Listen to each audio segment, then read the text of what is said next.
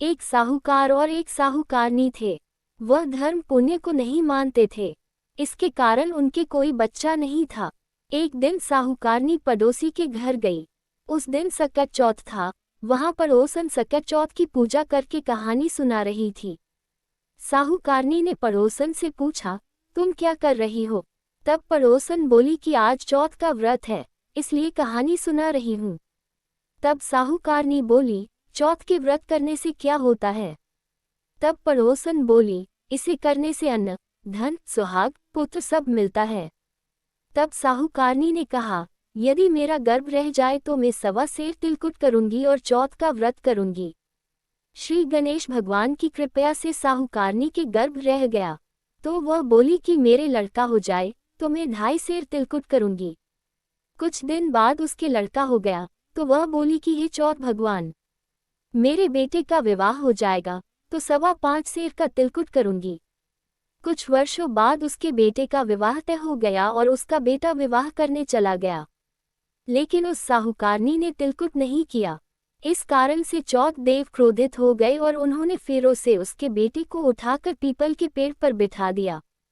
सभी वर को खोजने लगे पर वो नहीं मिला। हताश होकर सारे लोग अपने अपने घर को लौट गए।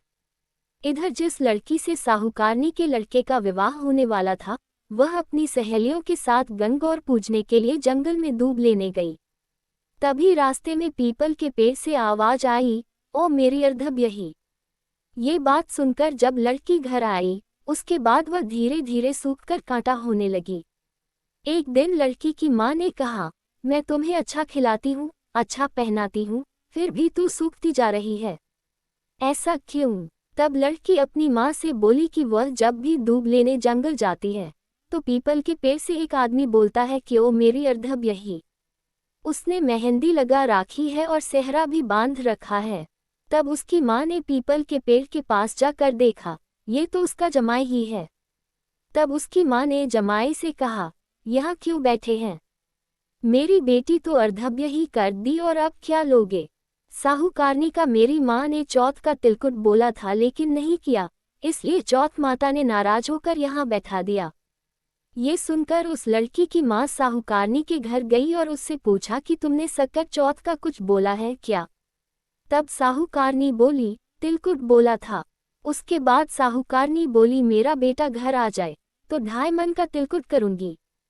इससे श्री गणेश भगवान प्रसन्न हो गए और उसके बेटे को फेरों में लाकर बैठा दिया।